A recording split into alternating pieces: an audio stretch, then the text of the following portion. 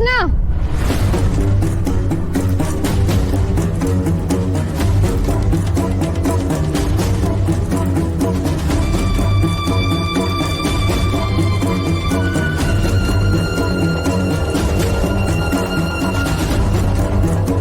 ಭವ್ಯನ್ fees ನೀನ್ ಕಟ್ತಾ ಹಂಗೆ ದುಡ್ಡಿಲಿಂದ ಬಂತು ನಿಂಗೆ ಮರದಿಂದ ಉದುರುತ್ತು. ಹೆಂಗೋ ಅರೇಂಜ್ ಆಯ್ತು ಕಣೆ. ಗಂಡ್ಮಕ್ಳು ಹತ್ರ ದುಡ್ಡಿನ ವ್ಯವಹಾರ ಕೇಳಬಾರ್ದು. ಯಾರ ಹತ್ರ ಇಸ್ಕೊಂಡೆ? ಭಾವನ ಹತ್ರ ಇಸ್ಕೊಂಡ ಅಥವಾ ಸೂರ್ಯಪ್ರಕಾಶ್ ಅವ್ರ ಹತ್ರ ಇಸ್ಕೊಂಡ? ಗೊತ್ತಿತ್ತು ನನ್ಗೆ. ಲೈ, ಆ ಸ್ಕ್ಯಾಮ್ ಆದಾಗಿಂದ ದುಡ್ಡು ಹೊಂದೋದಕ್ಕೆ ಎಷ್ಟು ಕಷ್ಟ ಪಡ್ತಾ ಇದ್ದೀನಿ ಅಂತ ಅಂದಾಜಾದ್ರೂ ಇದೆಯಾ ನಿನ್ಗೆ? ಅಕ್ಕನ ಹತ್ರ ಯಾವುದೇ ಕಾರಣಕ್ಕೂ ದುಡ್ಡು ಕೇಳ್ಬಾರ್ದು ಅಂತ ಎಷ್ಟು ಟ್ರೈ ಮಾಡ್ತಾ ಇದ್ದೀನಿ. ನನಗೆ ಗೊತ್ತು ಅವಳ ಹತ್ರ ಕೇಳಿದ್ರೆ ಅದು ಭಾವನಿಂದನೋ ಮತ್ತೆ ಸೂರ್ಯಪ್ರಕಾಶ್ ಅವರಿಂದನೋ ಬಂದೇ ಬರುತ್ತೆ ಅಂತ. ಸಮಸ್ಯೆಗಳನ್ನ ಇಟ್ಕೊಂಡು ಅವ್ರ ಮುಂದೆ ಹೋಗಿ ಕೈ ಚಾಚಕ್ ನನಗೆ ಇಷ್ಟ ಇಲ್ಲ ಕಾಣೋ. ನಿಮ್ ಮನೆಯಿಂದ ಆಲ್ರೆಡಿ ನಾವು ತುಂಬಾ ತಗೊಂಡ್ಬಿಟ್ಟಿದೀವಿ. ಅವ್ರಿಗೆ ನಮ್ ಬಗ್ಗೆ ಏನ್ ಇಮೇಜ್ ಇರ್ಬೇಡ ಹೇಳು. ಇಷ್ಟೆಲ್ಲ ಆದ್ಮೇಲೆ ನಾನ್ ಹೇಗೋ ಮಾಡಿ ಏನೋ ವ್ಯವಸ್ಥೆ ಮಾಡ್ತಾ ಇದ್ರೆ ನೀನು ದಾದಾ ತರ ಹೋಗಿ ಅವ್ರ ಹತ್ರನೇ ದುಡ್ಡಿಸ್ಕೊಂಡ್ ಬಂದಿದ್ಯಾ. ನನ್ನ ಹತ್ರ ಹೇಳು ಇಲ್ಲ, ಒಂದ್ ಮಾತು ಕೇಳು ಇಲ್ಲ. ದೊಡ್ಡ ಹೀರೋನ ನೀನು?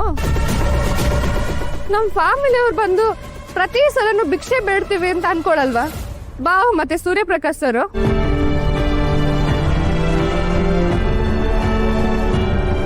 ನನಗಿದೆಲ್ಲ ಇಷ್ಟ ಆಗಲ್ಲ ಕೃಷ್ಣ. ಅದು ಅಲ್ದೆ ಅದು ನಮ್ ಅಕ್ಕನ್ ಗಂಡನ್ ಮನೆ. ನಾವೇನು ಸೆಟಲ್ ಆಗದೆ ನಿಮ್ ಮನೆಗ್ ಬಂದ್ ಜಾಂಡ್ ಅವರೋದಕ್ಕೆ ನಮಗ್ ಇಷ್ಟ ಇಲ್ಲ. ಬಾಯಿ ಮುಚ್ಚ ಮಾತಾಡ್ಬೇಡ. ನಿನ್ಗೆ ಅದೆಲ್ಲ ಅರ್ಥ ಆಗಲ್ಲ. ಯಾರ ಬಗ್ಗೆನೂ ಯಾವ್ದ್ರ ಬಗ್ಗೆನೂ ಯೋಚನೆ ಮಾಡ್ದೆ ನಿನ್ ಪಾಡಿಗೆ ನೀನ್ ನಿರ್ಧಾರ ತಗೊಂಡ್ಬಿಡ್ತೀಯ ಅಲ್ವಾ? ಏನ್ ಸಮಸ್ಯೆ ಆಗುತ್ತೆ ಅನ್ನೋದ್ರ ಬಗ್ಗೆ ಯೋಚನೆನೂ ಮಾಡಲ್ಲ. ನಿನಗೆ ಏನ್ ಉಗಿಬೇಕು ಅಂತಾನೂ ಗೊತ್ತಾಗಲ್ಲ.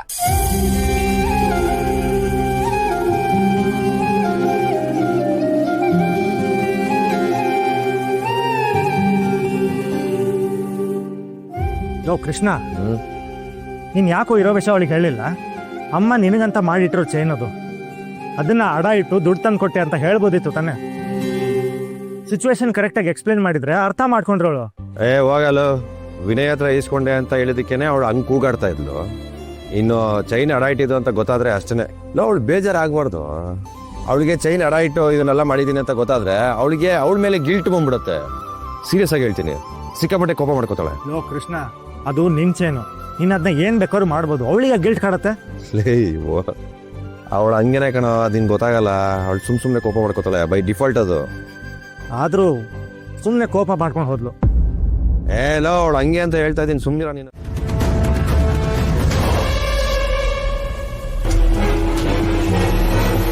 ಆಫೀಸಿಂದ ಏನೋ ಪ್ರಾಬ್ಲಮ್ ಇದೆ ಅಂತ ಕಾಲ್ ಬಂದಿತ್ತು. ಇಲ್ಲೇನು ಪ್ರಾಬ್ಲಮ್ ಆದಂಗಿಲ್ಲ ಸರ್. ಓಕೆ, ಕೆಲಸ ಬಿಟ್ಟು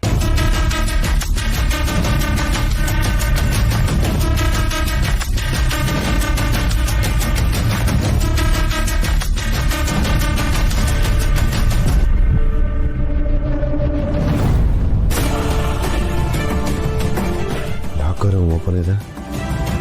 ಹಿಂಗೆಲ್ಲ ಓಪನ್ ಇರಬಾರ್ದಲ್ಲ.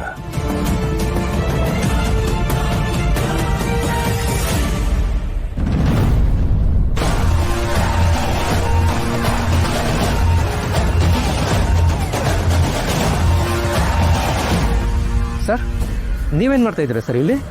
ಅಲ್ಲಣ್ಣ, ಒಳಗೆ ಬರ್ತಾ ಇದೆ. ನೋಡಿದ್ರೆ ಲಾಕರ್ ರೂಮ್ ಓಪನ್ ಇದೆ. ಒಳಗೆ ಬಂದರೆ ಲಾಕರ್ ಓಪನ್ ಇದೆ. ಜವಾಬ್ದಾರಿ ಬೇಡವಣ್ಣ. ನೋಡಲ್ಲಿ ಬಿಸ್ಕೆಟ್ಸ್ ಎಲ್ಲ ಹಂಗೆ ಇದೆ. ಸರಿ ಸರ್, ನಾನು ನೋಡ್ಕೊತೀನಿ, ನೀವು ಹೊರಡಿ. ಅಷ್ಟು ಲಾಕ್ ಮಾಡಿ.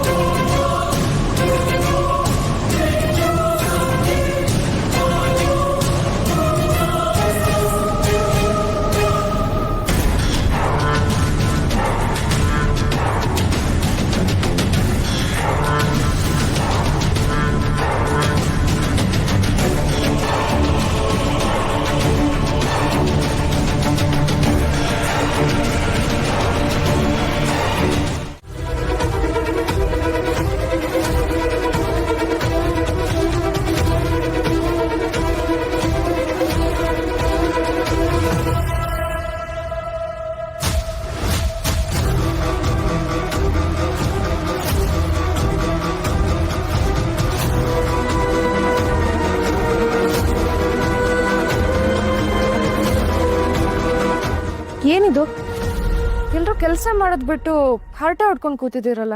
ಯಾಕೆ ಮೇಡಮ್, ನಿಮಗೆ ಗೊತ್ತಿಲ್ವಾ? ಏನ್ ಗೊತ್ತಾಗ್ಬೇಕು? ಲಾಕರ್ ರೂಮಲ್ಲಿ ಗೋಲ್ಡು ಕಳ್ತನ ಆಗೋಗಿದೆ. ಎಲ್ಲ ಫೇಕ್ ಗೋಲ್ಡ್ಗಳನ್ನ ಇಟ್ಟಿದ್ದಾರೆ. CCTV ಫುಟೇಜ್ನ ಚೆಕ್ ಮಾಡ್ತಾ ಇದ್ದಾರೆ. ಕ್ಯಾಮ್ರಾ ಫುಟೇಜ್ ನೋಡಿದ್ದಾರೆ. ಕದ್ದಿರೋರು ಯಾರು ಹೇಳಿ? ಕೃಷ್ಣ ಸರು.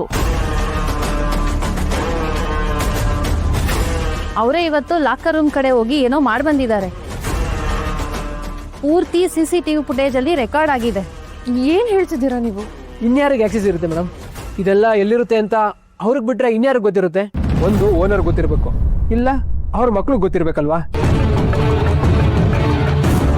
ಪಾಪ ದೇವರಂತ ಮನುಷ್ಯ ನಮ್ಮ ಸೂರ್ಯಪ್ರಕಾಶ್ ಸರ್. ಕಷ್ಟಪಟ್ಟು ಜೀವನ ಪೂರ್ತಿ ಪಣಕ್ಕಿಟ್ಟು ಕಟ್ಟಿರೋ ಕೋಟೆ ಇದು. ಈ ಕೋಟೆಗೆ ಸ್ವಂತ ಮಗನೇ ಕನ್ನ ಹಾಕೋದು ಅಂದ್ರೆ ಏನರ್ಥ ಮೇಡಮ್? ಸೂರ್ಯಪ್ರಕಾಶ್ ಸರ್ ಮಗ ಆದರೂ ಅಷ್ಟೇ, ಬೇರೆಯವ್ರ ಮಗ ಆದರೂ ಅಷ್ಟೇ. ಸೂರ್ಯ ಸರ್ ಮಾತ್ರ ಖಂಡಿತ ಬಿಡೋದಿಲ್ಲ. ಸೂರ್ಯಪ್ರಕಾಶ್ ಸರ್ ನಮ್ಗೆ ಹೇಗೆ ಅಂತ ಗೊತ್ತು, ಅವ್ರು ಮಾತ್ರ ಖಂಡಿತ ಯಾರನ್ನೂ ಬಿಡೋದಿಲ್ಲ. ನನಗೂ ಅದೇ ಭಯ ಆಗ್ತಿರೋದು. ಸ್ವಂತ ಮಗ ಕೃಷ್ಣ ಸರ್ ಆಗಿದ್ರು ಅಷ್ಟೇ, ಯಾರಾಗಿದ್ರು ಅಷ್ಟೇ. ಸೂರ್ಯಪ್ರಕಾಶ್ ಸರ್ ಫುಲ್ ಚಾರ್ಜ್ ತಗೋತಾರೆ ಇವಾಗ.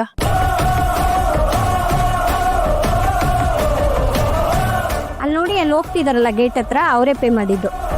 ಭಾವನ ಹತ್ರ ಇಸ್ಕೊಂಡ ಅಥವಾ ಸೂರ್ಯಪ್ರಕಾಶ್ ಅವ್ರ ಹತ್ರ ಇಸ್ಕೊಂಡ?